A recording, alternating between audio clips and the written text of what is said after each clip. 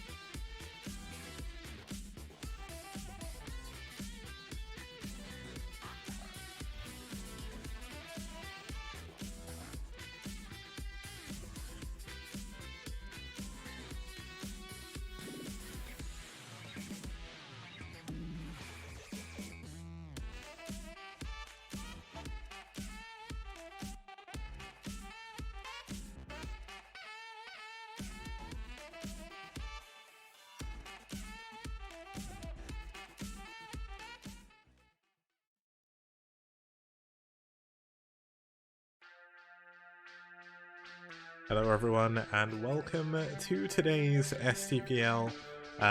If you didn't see Mondays, we got through the first series and then halfway through the second one, Twitch decided to die. So we're going to be starting off with the end of that series. We were in the middle of aSh versus ReV. Just to have a quick look at the format on the screen as well. Now, if you're wondering where my or why my voice sounds a little bit more boring than normal, my throat's actually hurting a little bit, so I'm going to try and go a little bit easier.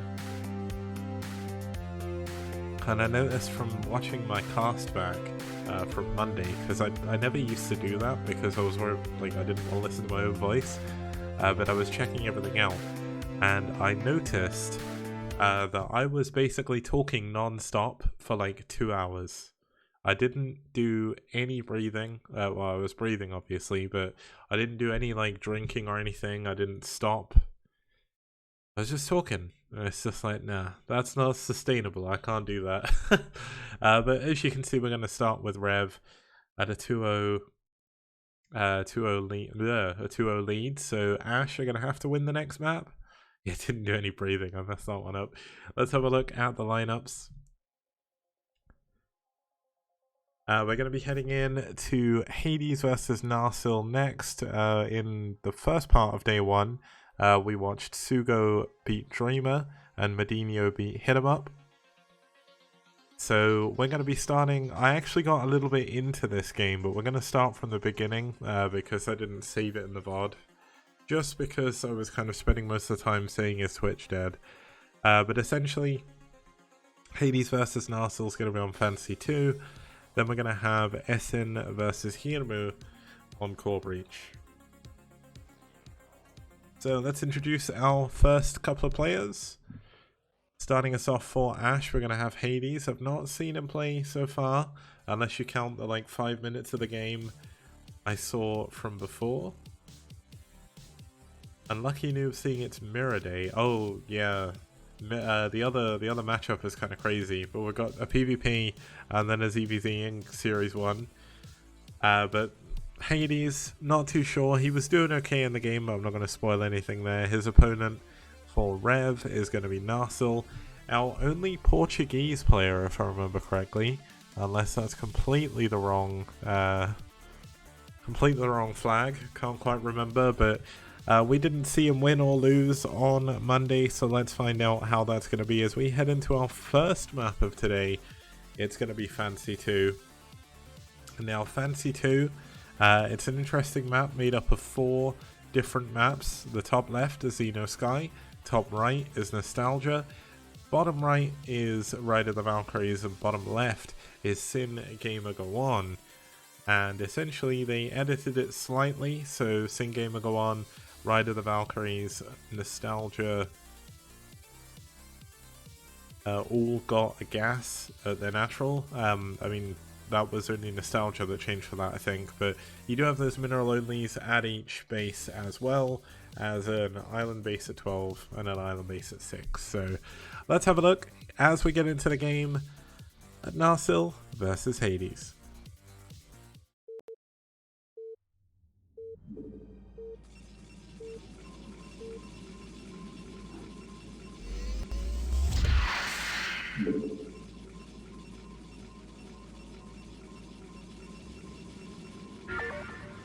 The game has started, and over here on the left hand side of your screen we have Hades fighting from Germany for aSh. And his opponent spawning up here at the top, it's going to be Narsil fighting from Portugal for ReV.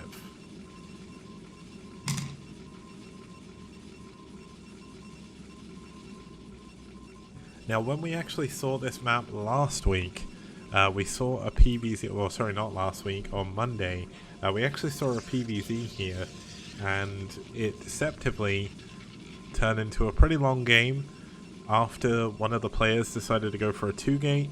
The 2-gate didn't work due to the rush distance is actually really far behind, or it's actually really long, and it meant we had a pretty one-sided game. Hopefully this PvP, will be a little bit better.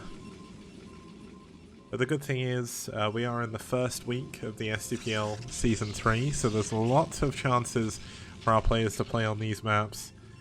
And Cadenza, you've cursed me enough, I've got a cold now, thank you. Please stop cursing me. But we have had... by the end of the season we'll have a lot of matches on this map. I mean, when you look at Season 2, there was a few maps that the first week the games maybe weren't that great. But honestly, in the first series we got to see on Monday, it was actually pretty amazing. Some of the games we had were absolutely brilliant. We had an amazing set of games on Andromeda. We had a really fantastic game on Core Breach, and a really good game on Hitchhiker as well. And I don't know if you guys can hear that, my my mug keeps picking up my coaster. Just making sure to drink lots of water.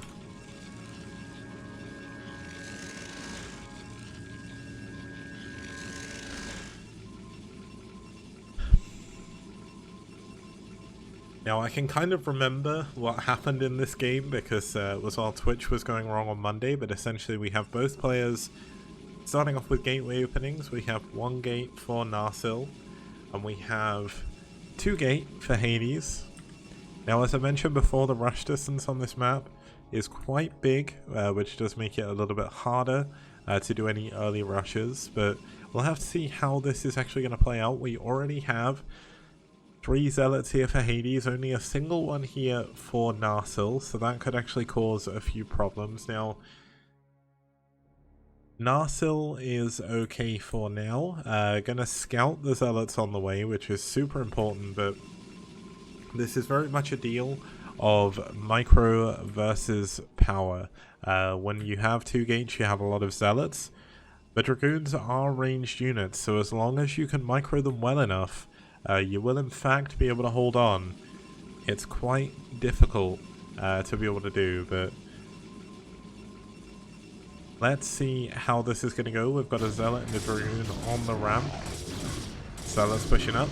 The Zealot on the high ground doing its best to take that out. Dragoon focus firing, but looks like the... Okay, so one of the Zealots is going to go down. Looks like the Dragoon going to pull back, but not without taking a bit of hull damage here. But let's keep an eye on the micro 2 Dragoons now. They are enough to kill the Zealots, but Zealots take a long time to die. So this is going to be difficult. One of the Dragoons does go down. It's really hard for me not to like push my voice when I'm casting, but I'm just trying to take it a little bit easier today. I don't want to make my voice worse, but looks like the micro has been pretty good. Losing one of the Dragoons is definitely a problem because it means killing the Zealots takes even longer. Now another couple of Zealots are going to be coming in. There is a second Dragoon still. Narsil holding on by a thread here and actually falling behind in supply. Hades with the extra worker and with the extra units going to be coming back in here to attack these Dragoons. Interestingly, he isn't choosing to attack the drones. He's just going to be chasing these he's not attacking the probes, sorry. He's going to be chasing the Dragoons around. If we actually keep an eye on the health of these units, looks like the Zealot is finally getting cleaned up. without losing any probes. Now, a probe did come in to try and scout to make sure nothing was coming up in the natural, and it does see that. Now, Hades, I think this is where the game, or where Twitch died last time. Hades is adding on a third gateway here. No Robo, so this is likely going to be a 3-gate all-in. But with the Dragoons and earlier Dragoon range, it actually gives Narsil a chance of pushing forward. Now, Robo is coming up for Narsil here. Now, Robo obviously used for a couple of things. You can either go for Observatory, you can go for ReV as well. Likely going to see Narsil go for ReV here, but that's kind of helped along by the spawns. They are quite close by air, so Shuttle ReV could be very strong here. Mineral Line is quite exposed, and it's going to be quite difficult to defend against that. Now, looks like Hades is going to block Narsil. I clicked the wrong clicked the wrong vision there. I was going to say Hades is going to block Narsil from seeing if he's got an expansion or not, but he does see the Dragoon count, which at the moment is up to 6. And from that, he should be able to glean how many gateways there are. It is tough to do that, though. But after knowing he killed so many Zealots, I mean, if we count them, I think he killed about 6. Custom use, I timed out Cadency for 10 seconds because she tried to curse my lungs, and I don't want that happening right now with everything that's going on, so I just timed her out.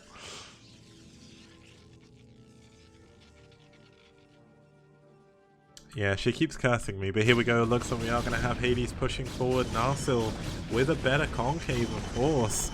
But looks like both sides going to be going at it here. Lots and lots of damage. Good target firing by Narsil, but it looks like there could just be too many units here from Hades. Now, Narsil is going to have the defender's advantage, but this is just an overwhelming victory here for Hades on the Dragoon front. Still pushing forward. It is going to be 3 versus 4. He is going to have to go back on the high ground. Expansion is coming up here for Hades, but is it going to matter? Look at this. Hades just getting directly into the main. There's an observer overviewing the Dragoons that are currently killing him. Oh, missed target by Hades there, actually attacking his own Dragoon by accident. It's quite easy to do that when you're starter step microing like this, but looks like he is going to get the final Dragoon. Does get a couple of probes so far, 3 probes. Is he going to get a probe now? Nope. Not going to get that extra probe just yet. Could get it with one more hit, but doesn't manage it. Does lose that Dragoon. Now, this Nexus is coming up. There is a cannon here, which is... Oh no, he's going to lose the cannon of the... Oh, that's rough. Losing the observer to the cannon there. Definitely not what you want to happen. Now we've got a lot of probes traveling over to this expansion here from Hades. Narsil is going to be going for a Nexus as well, but very, very late. So not looking good for him so far. Now one thing to remember that this is pretty much, well, it is match point. If Narsil can win this game, aSh are going to lose their week 1 match. Nobody wants to start off the STPL. The group stage with a loss, because it obviously puts you a little bit further behind later on. But aSh and ReV, I'd say, at least in terms of rosters, are quite evenly matched here, so there is a possibility that aSh could come back, and then we have an ace match, and then they get the side there. That'd be kind of cool. We did have an ace match in game 1, so... I really hate my coaster. Making loads of noise. I don't know if you can hear that, by the way. But here we go. Looks like we are going to have Hades push forward. STPL does. Thank you, Nemu, for the 100 bits. Looks like we're going to have Narsil pushing back a little bit. Does manage to get Dragoon for free. That's always good. Now, is there any ReV attack? No, it's going to be Citadel after Observatory. So we're going to see likely some High Templar drops coming in here. 5 gateways for Hades. There's only 3 for Narsil at the moment. Needs to add a couple on if he wants to keep up in that unit count. But when Templar come in, that's when things can get a little bit shaky. Now, Forge is done, but no +1 attack is on the way here for Hades. So that's at least something here. Citadel, of course, going to be used for Zealot speed first of all, but the Templar Archive should be coming up fairly soon after. 4th Gateway is on the way. This probe looks like it's getting ready to build that Templar Archives, but hasn't done so just yet. I guess we're not going to get Templar Archives just yet, that's fine. Is Hades teching up? Still no tech from Hades. This is like, I'd almost consider this an all-in, just going mass gateway units on 2 base. Just imagine if Narsil built a Dark Templar. Yes, there is cannons, but if you build a shuttle as well, there's no cannon in the main.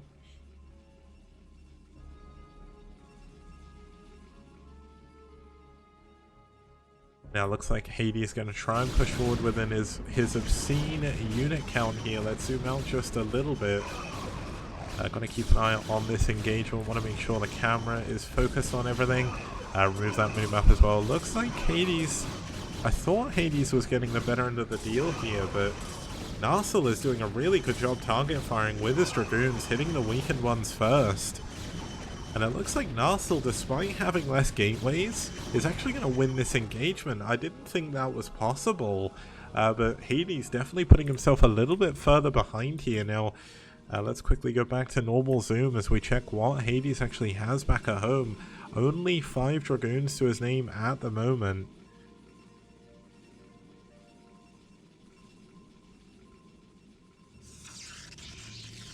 And yeah, lucky noob, I could probably move it up a little bit. The score's 0-2 already because this is part 2 of day 1. Twitch died on Monday when I was mid-cast, so... Wow, this is going to be 7 gateways on 2 bases. There is finally a Citadel, but with no Robo, there's no Observers, and that is pretty risky in PvP. Now, Templar Archives is done. We have High Templar on the way. Storm is not yet finished, and Narsil is actually going for a 3rd base here.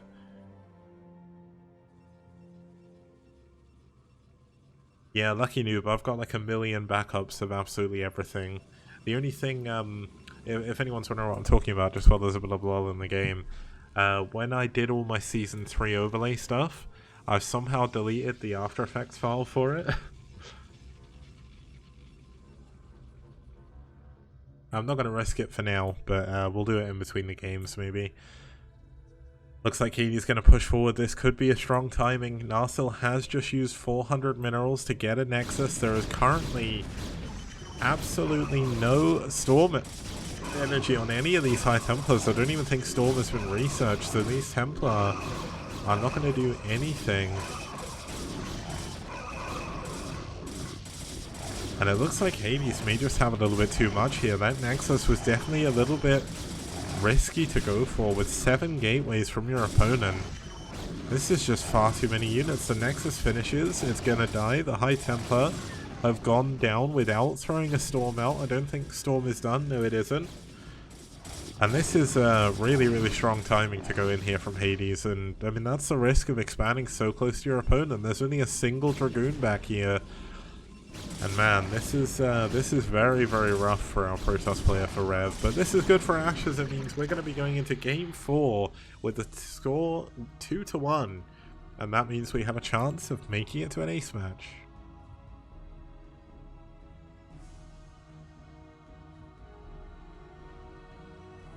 Okay, that was a pretty good game there by Narsil, but unfortunately Hades just had his number, going for just a ton of gateways and for going all tech. It was kind of crazy. It was very, very risky, but I don't know. I think maybe Narsil misunderstood how many gates there were from his opponent, knowing he took a really big advantage in that engagement, and it just really came back to bite him. So we're going to be heading into a ZVZ when we get back. It's going to be on Core Breach. It'll be coming up after this. See you guys soon.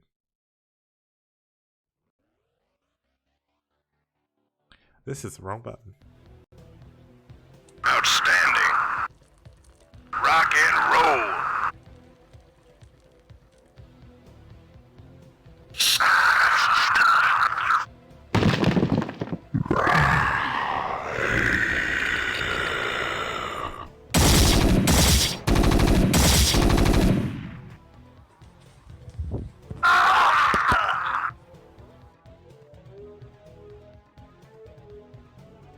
Okay, it's time for a quick tip. Here we have Neo Outlier. I'm going to show you how to get over these temples with a probe. I'll also do it with an SUV and a drone as well. So what you do is you essentially send the probe up to mine, you press stop, and you go to build a pylon. Now you build the pylon underneath you, so essentially it's going to push you, then you spam right click, and all of a sudden you are through. And here is the same trick with Terran. There's a couple of ways you can do this. One of them is you build a depot, and you essentially cancel building, and you just spam yourself through. You have to be kind of stuck or either on the building in the temple or there. But you can cancel that, and just to show, you can do it both ways as well.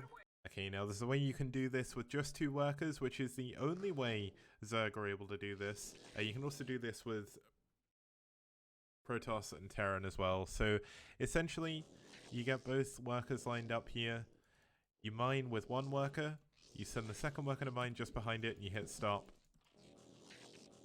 It can be a little bit finicky, so don't worry if you don't get it first try.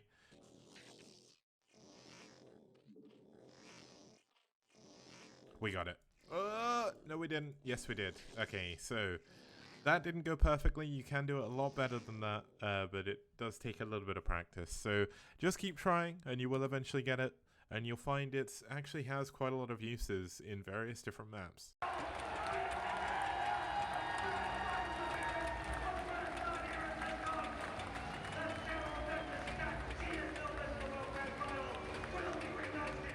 Okay guys, welcome back. Allow me to introduce our next couple of players. Starting us off here for aSh is going to be the one, the only aSh.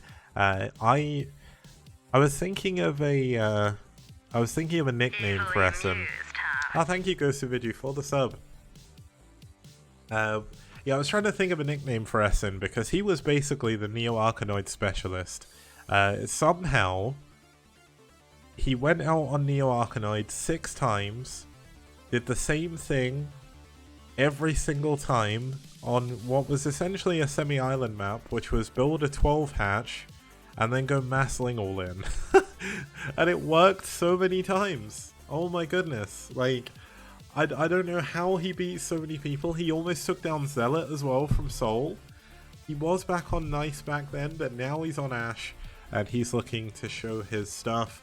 His opponent, we're finally going to see it. We're seeing the return of Hiremu from ReV. One of their Finnish, I think he's their only Finnish player actually. And he has been around a lot in Season 1. He started off playing for FBW, then Team 9. He joined ReV in Season 2, didn't really play I don't think. Well, he may have played 1 game actually, given the last date he played, yeah. He played 1 game against Dreamer. Which he lost in the last like 12 months or so. So, Napoleon's in ReV as well. Sorry, I forgot he was in ReV.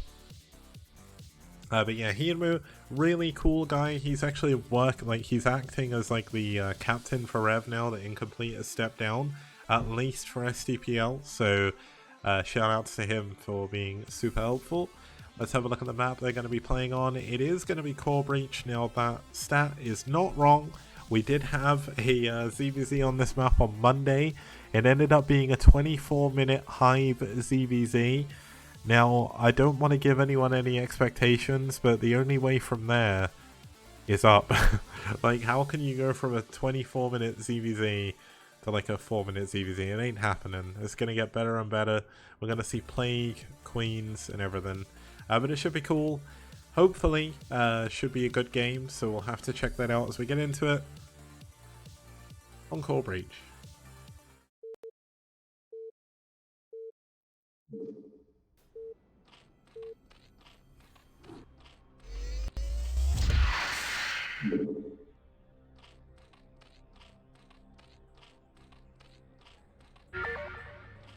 Okay, now we're into the game. The game has started. Starting us off down here in the bottom right hand corner is going to be the red Zerg fighting for ReV. It's Hiremu.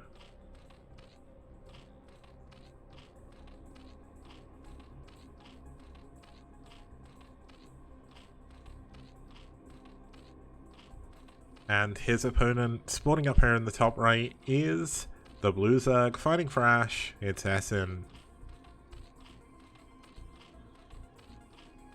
Now, as I mentioned before, Essen was a little bit of a Neo-Arkanoid specialist in Season 2. He did a pretty good job, and he pretty much won with the same build order every single time. People knew it was coming, and they still couldn't defend against it. Now, there is a bit of a parallel in this map when you compare this to Neo-Arkanoid, and the fact that both of those maps have neutral buildings that are blocking the middle. Now, is Essen going to be doing the same build again? The difference between this and Arkanoid is on Arkanoid there was non-stacked buildings, whereas this map there are a lot of stacked. They're called stasis pods or stasis cells. They're these things. They were on Desperado in the last season, and they take a while to break through with Lings, so we'll have to see if that's going to work. But we did see Lava versus Zero in ASL, where Lava actually skipped a drone over and built a hatchery in the middle of the map. Now, it doesn't look like Essen's going to do that. Essen is actually going to go for a 12 hatchery at his natural expansion, so nothing crazy coming out here. Maybe going against his trademark style here to go for something a little bit more conservative. Now, Hirmu, the sad thing is, it's been a long time since I've actually got to see him play. And his trademark map was Plasma.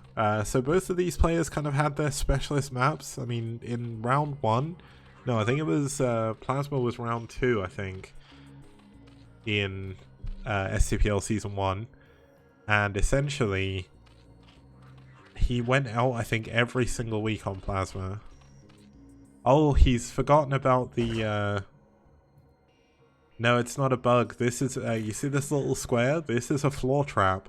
Now, the floor trap is invisible unless you send an overlord. So, he was trying to double expand, and he didn't send his overlords over there, so he can't do it. He obviously hadn't seen the new version of the map, which is a little bit unfortunate. But it is kind of funny for entertainment purposes. If there was like a ReV cheerful, I could definitely see that coming up right now on the stream while we're waiting for something to happen. But the lair is coming up here for Essen. Unfortunately, Hirmu... Okay, you can actually build the hatchery a lot closer than this. I think usually people would build it up here. That seems very far away. And here, I think here is probably the best place you can do it. But I mean, maybe it'll work. It is in a Coven, but the new version is called Core Breach. Freaklink sent it to me for this tournament. It didn't make it in time for the ASL, but this is a brand new version with a brand new name. It's mostly the same, but one thing to note is there's now droppable cliffs over all of the expansions, which is really, really cool. Makes it a little bit better for Terran against Zerg. And I mean, Hirmu is going to be a little bit closer to the gas as well, so... By the way, if you guys like the STPL and you want something that you've made to show up on stream, and you maybe like a player or you like a team or a build or something, why not submit a cheerful? There's been some really, really good ones so far, minus Cadenzi's. That one is cursed. The Radley one is incredible, by the way. I can't wait to throw that up on stream. But hit those up, make a cheerful. And if you want to make a cheerful for me, I'm happy for you to do that as well. That would be very nice. But show some support to our players, because they do come out every single week and play many, many games. And if it wasn't for them, I wouldn't be able to post the tournament anyway. So now the good thing about Hirmu's build here is he is going to be able to build overlords at those bases. Although I don't think he's realized still, so...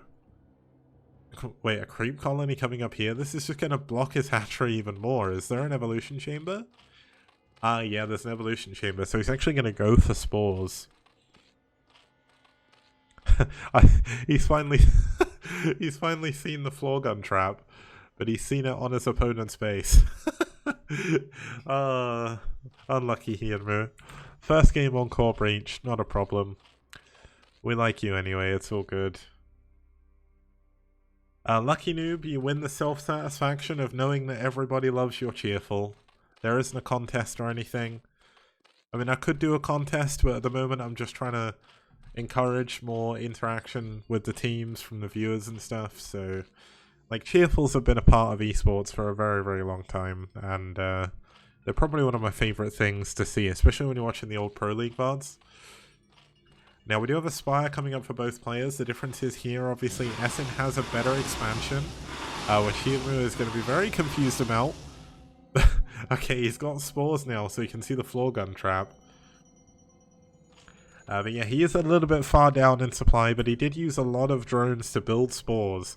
And on Monday, we saw the power. We saw the power of Cheerfuls for sure.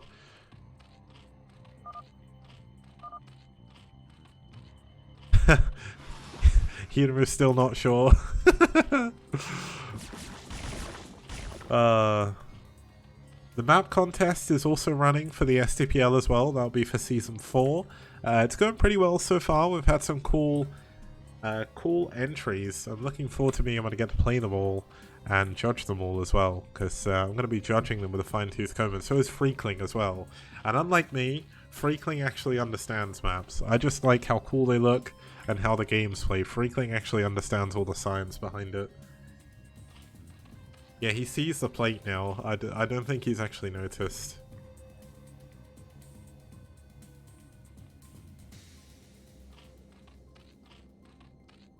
Okay, so we've actually got creep colonies coming up for Essen as well. So both players are going to be going for spores again. Are we going to get another Hive ZVZ? That'd be kind of crazy. Now he does have his gas up here at one of his bases. The other base doesn't have a gas just yet, but he's using a lot of minerals, a lot of drones on creep colonies. I'd just like to point out the supplies quickly. It's 64 supply against 17. How many Mutalisks is this? This is 12 Mutalisks at the very least. 13. Lucky number 13. A million Overlords. Like, that's so much supply in so much supply in Mutalisks. Oh my goodness. Now, I mean, here, Prey showed how strong what was I going to say? Show how strong spore colonies actually are. So, as long as Hirmu can stay alive against the mutas the first wave, he can mass drone. But the trouble is mining is so off-center. Wait, did he destroy the floor plate to actually to build a spore colony there? I think he did. Well, that's kind of funny. The floor gun trap is still here, but this will happen when you get a brand new map. Now, here we go. It looks like we are going to have the mutas flying into the spore colony here, pulling back the damaged Mutalisk. Very, very well done. But the Spire, oh my god, the Spire is going to go down before +1 armor can finish. And I mean, this is pretty much the end of the game. Like, Hirmu can stay in. Essen doesn't want us to overstay his welcome and take too much damage from spores, but I mean, this is pretty much game over, right? There's not really too much you can do here. Lucky Noob says maybe Hydras. I mean, that'd be pretty good. Ian probably kicking himself after not noticing that this is on the floor. Funny thing is, I think if you had... I don't know if you had a Sunken, if it would kill this. Cast Muse, we always cast all 4 games. So, even if it's a 3-0, we always watch the 4th game. Because all the games are played at the same time, so that kind of helps. And also, players like to see their games getting casted. Okay, Lucky Noob saying in chat that the Sunken can kill the floor trap, but it won't do it automatically. Oh, the floor gun trap is behind the spore. Like, he is never going to be able to kill this now.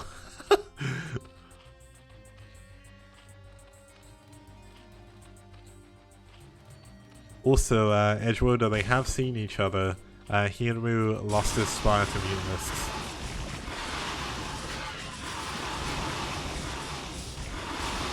Looks like the double stack of mutas coming in here to clean up this base.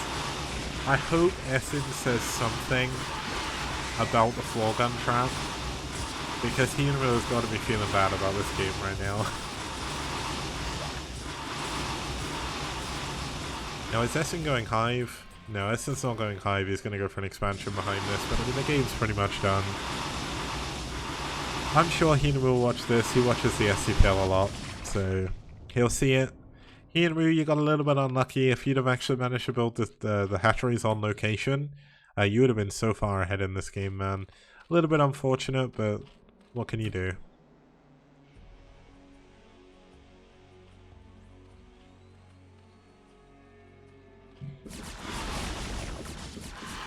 Now, here we're going for a lot of Scourge. I mean, this is a good number of Scourge right here. This is 12. Like, if he can get some good Scourge connections. How many mutas are there? There's 10 here. Okay, I can't count. But this is a lot of... Oh! Queen. Oh, Ensnare was coming in, but the Queen's not... Oh, is the Queen gonna die? Oh my god, if he can Ensnare and then get everything, that would be absolutely incredible. Oh...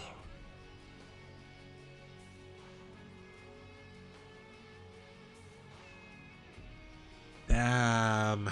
I can't believe it. We could have had an Ensnare in a ZVZ. Ah. Nearly happened, but unfortunately, that's just the way everything went.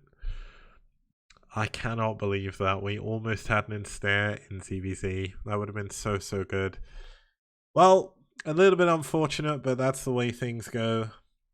X2 Trojan, where can we find the maps from the map contest? I'm super excited that there's some new maps going to come to the scene. The new maps are actually all posted so far in the thread. When the submissions are closed, there'll be download links to all of them, and then people can test them out and everything. But if you look in the actual thread here, let me get you a link. Where are we?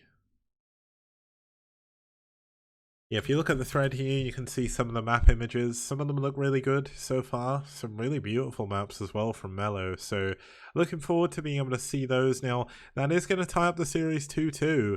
And it means we're going to go into an ace match. Essen winning another ZVZ. Proving himself as a ZVZ master here. Custom use. This is the command you're looking for. That should have everything on there.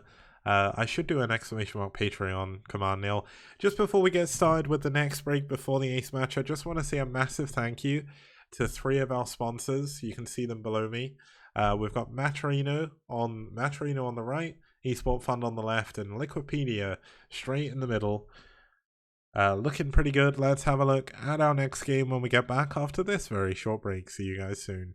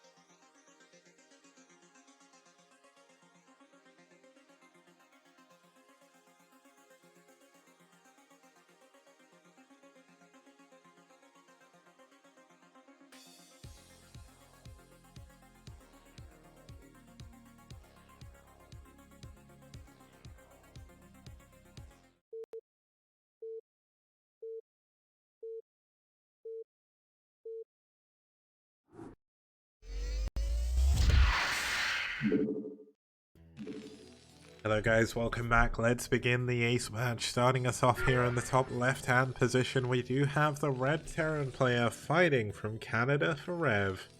For aSh, sorry. It's hit him up. And his opponent spawning up here in the top right hand corner in the grey, fighting from the USA. It's Sugo. Now this is actually the first time we'll get to see these two players fight against each other in the STPL, if I remember correctly. Yeah, this is their first game against each other, so it's going to be interesting to see how they play. I mentioned when Sugo played on Monday. Sugo is a very macro-orientated player. He likes playing very macro styles. Sugo is one of the more adventurous USA players when it comes to maps, but he likes the standard maps, which is I think why he's come out here on the Mancha. Hit him up is a little bit more of an aggressive Terran. You may know him as under a different name as Logan. Logan has been around the scene for a very long time. And he is, as I classed in the preview, aSh's star player. He's a very, very good Terran player, played against some very, very good teams. And some very, very good players he's beaten as well. I mean, looking at his history, he's got a 53% win rate against Protoss, and that's over 13 games, which is very respectable. And Sugo is actually only at a 20% win rate against Terran. It is only over 5 games.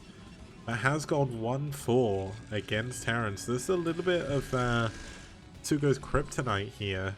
It's going to be a little bit tough for him to hit him up given how well he's been doing, but let's see how this is going to go as we get into the game. We've got a little bit of pro press coming in. Other than that, nothing too crazy.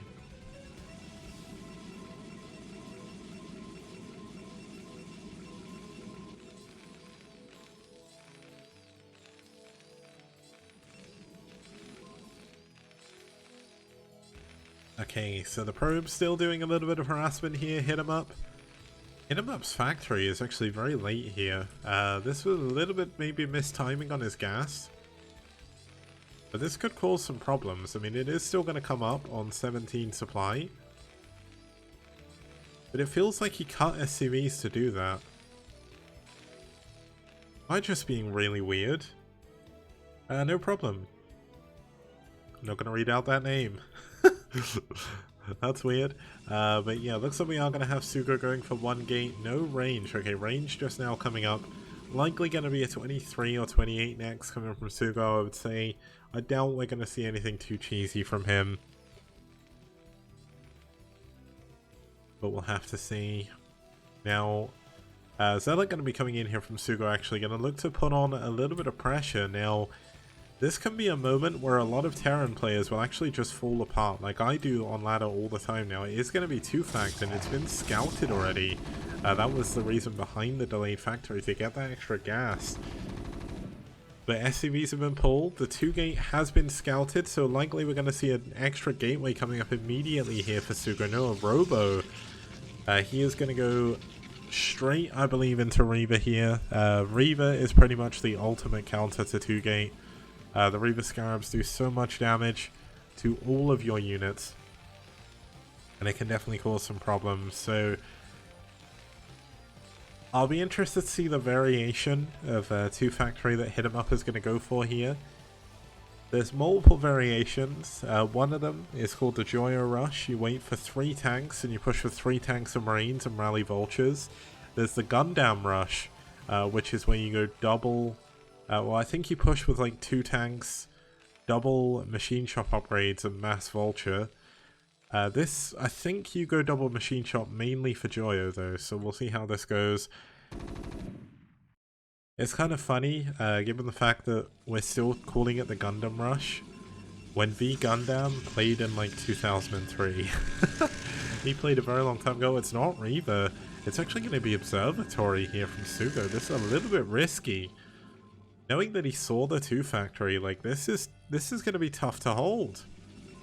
Okay, it is going to be 3-gate, but those 3 gates take a little bit to come in.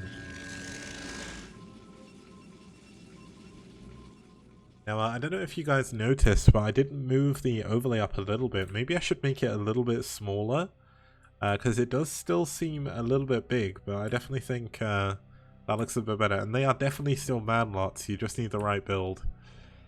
Man lots I can't remember who coined that term, probably Tasteless or Artosis, probably in the English casting scene. Could be someone like, what were their names? Like Diggity was... Kennegat, Diggity, and Moletrap. I can never remember the names. Sonic Reaver as well. Maybe one of them came up with it. But essentially, named after range. But it is going to be a Joyo push here, so there's going to be double upgrades here on Vultures. Mine's already done. And this is a very, very strong push coming out here from Hit 'em Up. This is going to hit a really good timing. But Sugo didn't play greedy. He didn't try and go for... oh my god. Oh, this isn't good. Hit 'em Up already lost the tank. The tanks are really the backbone of this push. Let's zoom out just a little bit to catch all of the stuff on screen.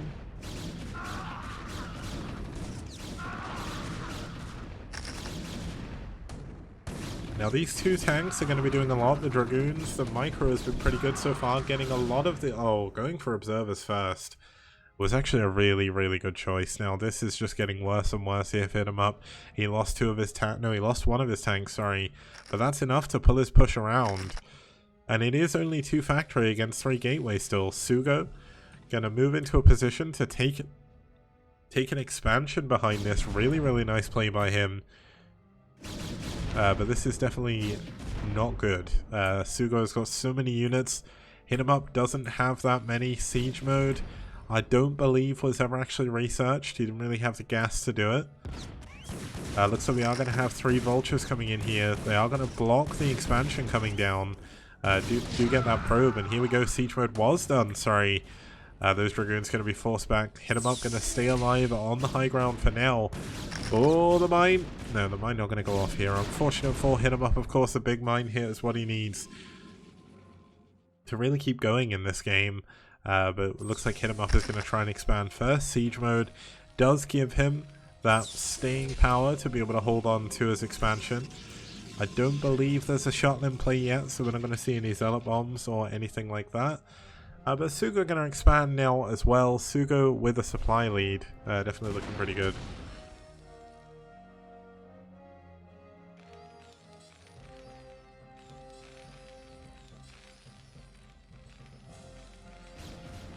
Now interestingly, Hit 'em Up isn't going double tank. At the moment, really, the unit he needs to come back in this game is mass tank. Like, going Vultures is fine, you can get mines out, but you know they have observers already. The mines aren't really going to do too much for you, whereas tanks keep you alive, because you can see there's an observer already over those tanks. Looks like we are going to have double tank coming in here from Hit 'em Up now as soon as he can afford it. Adding a 3rd factory onto base. Not going to play super greedy. I mean, from this position, it's quite hard to.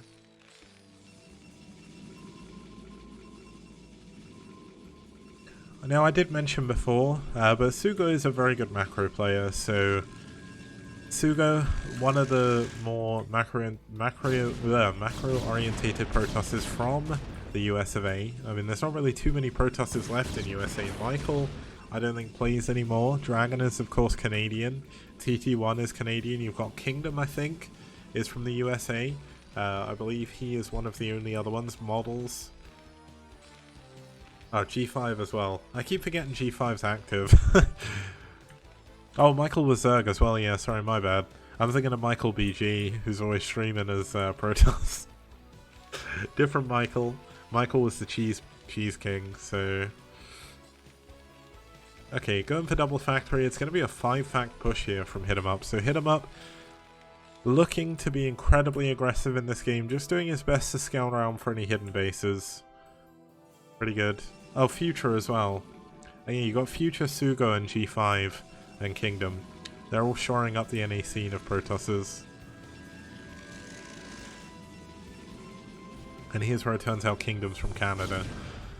Ooh, those mines are pretty good. Gonna get a free kill on that Dragoon. Nicely done. Observer is over the mines over here, but they're not going to be able to get here without at least fighting through another mine. Now we finally do have a... oh my god, a triple DT drop. There's no scan. There's no scan. There's no engineering bay. This is game over. A triple DT drop. Artosis is waking up in cold sweats in Korea right now. He feels it in his bones. It's coming. A triple DT drop. There is absolutely nothing that Hit 'em Up can do about this. He's going to try and push through over the map because he knows the only thing he can do now is just push. That's it. He cannot do anything against the DTs. I mean, he's going to have mines. Oh dear. Hit 'em Up.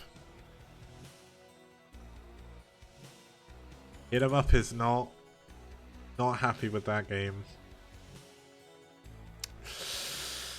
Oh, well, a little bit unfortunate.